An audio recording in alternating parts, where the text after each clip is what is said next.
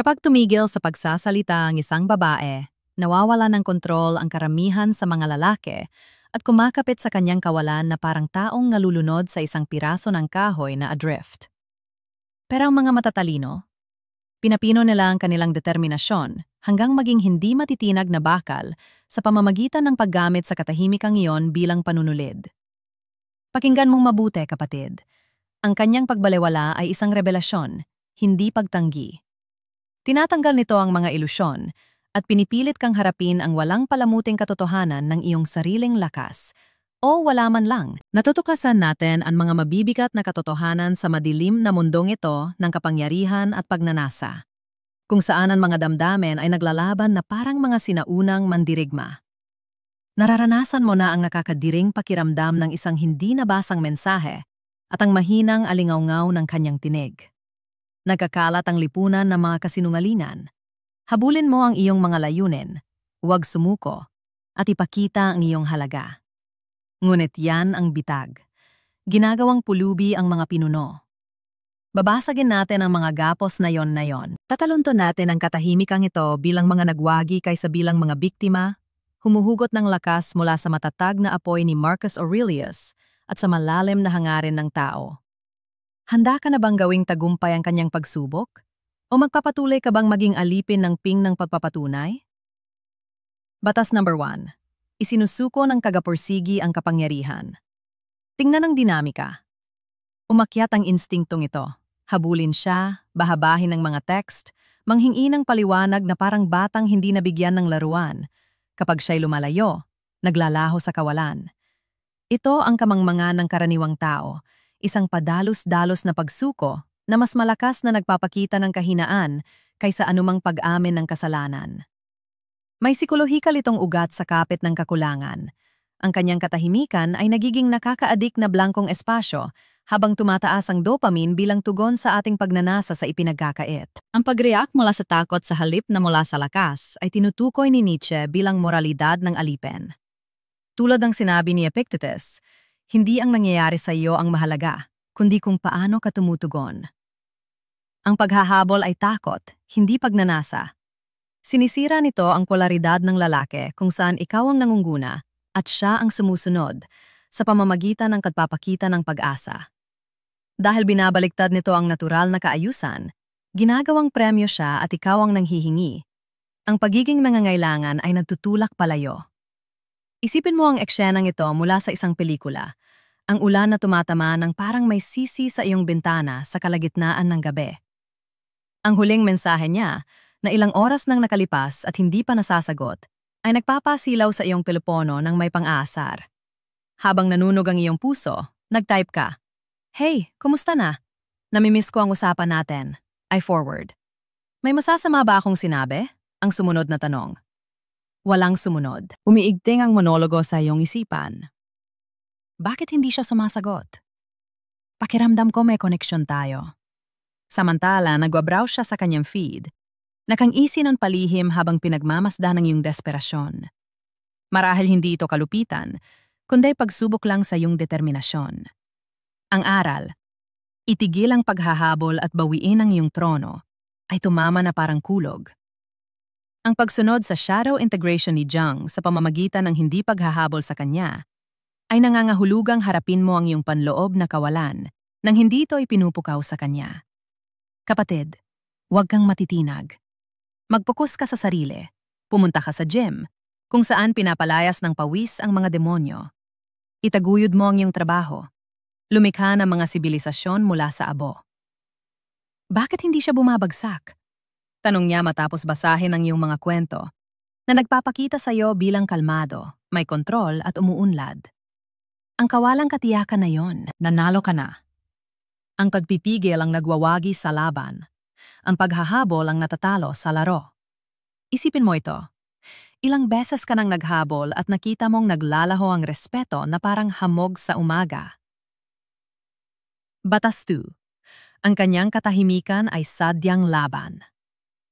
Huwag mong lokohin ang sarili. Ang kanyang pagwawalang bahala ay hindi pagkakamaling nagawa sa isang magulong araw. Ito ay isang kalkuladong galaw sa walang katapusang sayaw ng atraksyon. Mabisa sa pagbabago ng damdamin, ginagamit ng mga babae ang katahimikan upang subukan ang iyong lakas at alamin kung susuko ka o lalo pang magpapatibay. Kaugnay ito ng operant conditioning mula sa perspektibong pang-asal. Sinusubukan niya ang iyong emosyonal na katatagan sa pamamagitan ng hindi pagbibigay ng pansin upang ikondisyon ang iyong tugon. Pinabulaanan ito ng karunungan ni Seneca, ang Stoicism, na nagsasabing, mas naghihirap tayo sa imahinasyon kaysa sa katotohanan. Sinamantala ng kanyang taktika ang marupok na ego ng kalalakihan na sabik sa pag-apruba. Ngunit tingnan ito bilang dualidad na gumagana. Ang maskulinong kaayusan ay sinusubok ng pambabaeng kaguluhan. Kinukumpirma ang kanyang kontrol kung tutugon ka. Nabubuwag ang script kung gagayahin mo ang kanyang katahimikan. Isipin ang eksena na parang isang pelikulang noir. Umalingaw-ngaw ang kanyang telepono ng mga hindi mo nasagot na tawag habang nasa isang cafe siya. Naisip niya sa sarili, tingnan natin kung gaano katagal bago siya bumigay. Lumipas ang mga araw. Ikaw? Tulad ng isang bantay, tahimik. Walang iyak, walang tanong. Hindi naman siya kumakagat. Nag-iisip siya ng magulo. Tapos na ba siya sa akin? O mas makapangyarihan kaysa sa inaasahan ko? Nababaligtad ang dinamika ng kapangyarihan dahil sa pangloob na usaping iyon. Ang sarili niyang takot ang namumukadkad. Ito ay pagpapanumbalik ng homeostasis, hindi ang iyong manipulasyon. Narito ang matalinong obserbasyon. Tanggapin ang plano ng walang sama ng loob. Gamitin ang kawalang interes sa mga panglabas na bagay na itinuro ni Marcus Aurelius. Ang kanyang katahimikan ay nagpapakita ng marami tungkol sa kanya. Maaring kawalan ng katiyakan o katusuhan. Ngunit ang iyong hindi pakikiisa ay nagpapakita na ikaw ay matatag. Ang hindi paggawa ng anuman, ang pinakamataas na hakbang sa larangang psikolohikal na ito, kapatid. Hindi ito katamaran. Pinipilit nito siyang gamitin ang kanyang sandata laban sa sarili at itinutulak siyang harapin ang kanyang sariling kawalan. Ilang beses ka nang nagbigay ng dahilan tungkol sa kanyang pagiging abala para lang matuklasan mong isa lamang itong palilinlang? Itigil ang siklo. Kapag ang katahimikan ay sinalubong ng kawalan ng sagot, alinman sa paggalang ang napapalago o ang kawalan ng halaga ang nabubunyag. Batas 3. Ang kanyang kaluluwa, hindi ang sayo, ang sumasalamin sa iyong tugon. Maraming lalaki ang personal na tinatanggap ang kanyang pagbalewala. Anong nagawa kong mali? Kulang ba ako? Ang pagpapahirap sa sarili na ito, kapatid, ay nakalalason dahil nagmumula ito sa ilusyon ng iyong ego na ang kanyang pag-uugali ang naglalarawan kung sino ka. Ito ang stoikong dikotomiya ng kontrol sa filosofiya. Ikaw ang kumokontrol sa iyong mga tugon, hindi sa kanyang mga pabigla-biglang kilos. Nililinaw ito ng mga arketipo ni Jung, ang anima projection, kung saan ipinaproyekto natin ang ating panloob na pagkababae sa kanya upang hanapin ang kabuuan sa labas ng ating sarili. Ngunit ang kanyang katahimikan, ang kanyang kadiliman ay lumabas na. Manipulasyon kaysa pagiging maturo, pag-iwas kaysa pag-uusap. Lumili ka ng isang siklo ng feedback na may unti-unting pagbaba ng balik kapag pinapalala mo ito sa iyong pagkabahala. Ihambing ito sa kalmadong katangiang panlalaki. Hinahati nito, binibigyang diin ang kanyang kaguluhan kumpara sa iyong katatagan. Lumipat sa isang matinding halimbawa. Marahil ay naiinis siya sa biro dahil paikot-ikot ka sa iyong silid habang muling binabalikan sa isip ang mga pag-uusap na parang paulit-ulit na pelikula. Bulong ng tukso. Magpadala ng paumanhin sa pamamagitan ng text. Ngunit humihinto ka, humihinga ng malalim, at inuulit mo si Epictetus. Gawin mo ang pinakamainam sa kung ano ang nasa iyong kapangyarihan. Sa halip, sinusulat mo ang iyong mga ideya habang sinusuri ang iyong mga damdamin ng hindi kumikilos. Naramdaman ang kawalan, magaan niyang tanong, "Uy." Na yon ay nahayag ang kanyang tunay na kalikasan. Siya ay isang tagasubok ng hangganan kaysa sa ideal na inilarawan mo. Malalim ang aral. Hayaan mong itaas ka ng iyong sagot.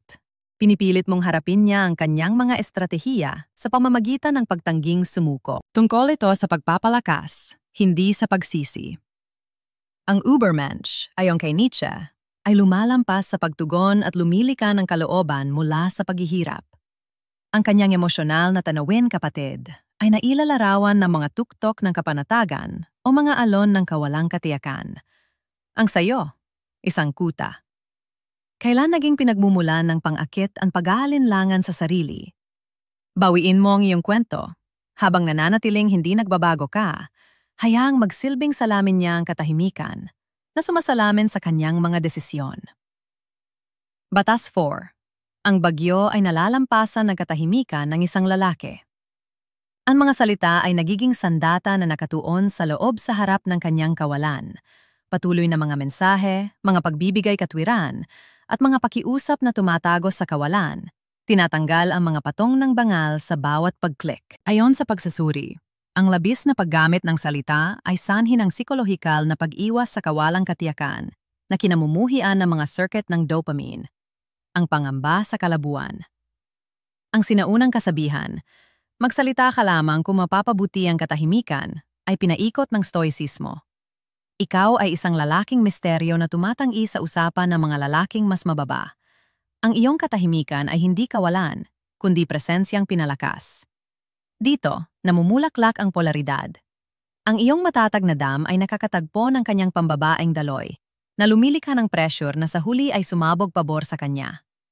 Isipin ang drama. Sabi ng mga kaibigan, sabihin mo na lang sa kanya kung ano ang nararamdaman mo. Pagkatapos mong balewalain sila. Nakikipaglaban ka, nagmumuni-muni habang hinahatid ang diwa ni Aurelius. Hawakan mo ang mga kontrolado.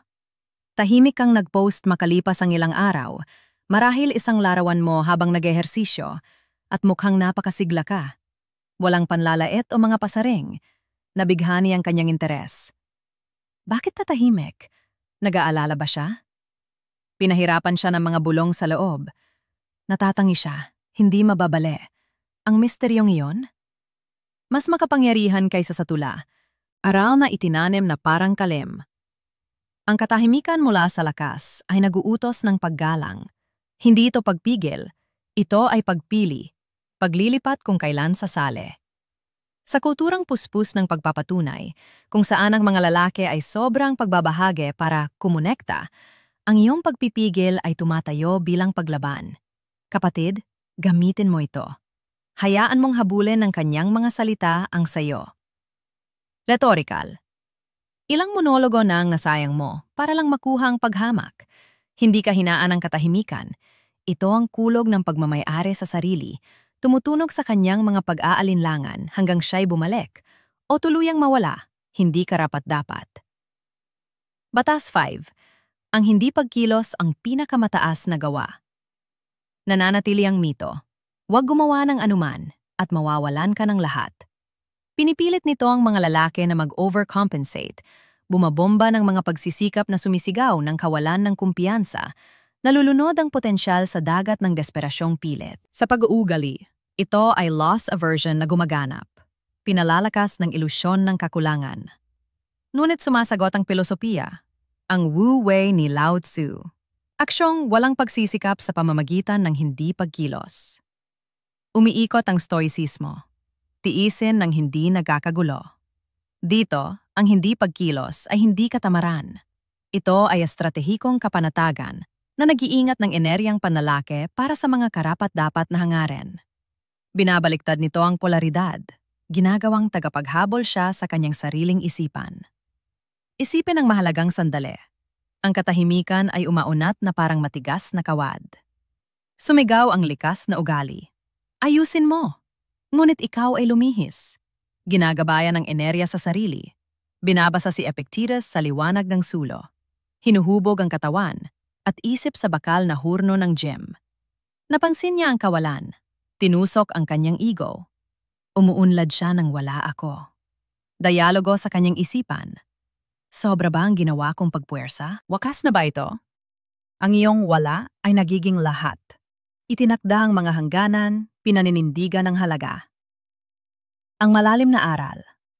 Kapag pinipigilan mong tumugon, hawak mo ang tunay na dominasyon. Hindi ito kawalang interes, ito ay paghuhusga. Makikita ito ni Jiang bilang pagsasanib ng anino. Pagyakap sa hindi komportableng pakiramdam upang lumitaw na buo.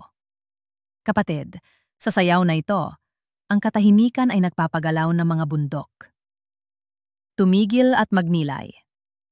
Kailan pa nga ba nanalo ang kaguluhan ng paggalang pabalik? Ang hindi pagkilos ay muling bumubuo sa iyo. Umakit sa mga karapat-dapat at inilalangtad ang iba pa. Pag-aralan mo ito at panuurin mong magbago ang mga dinamika. Hindi lamang taktika ang mga batas na ito. Ito ay isang pilosopikal na alkimiya na nagbabagong anyo sa tingga ng katahimikan tungo sa gintong kasarinlan. Mula sa mga trigger ng psikolohiya hanggang sa hindi matitinag na puso ng stoicismo, naglakbay ka sa pandayan ng pagkalalaki. Lumitaw hindi bilang reaktor, kundi bilang pinuno ng iyong kaharian. Ang hindi niya pansinin? Hindi na ito sugat, kundi batong panasa na nagpapatalas sa iyong gilid. Yakapin ang hindi komportableng pakiramdam. Ito ang pugon ng paglago. Tawag ni Nietzsche, maging ang tunay mong sarili.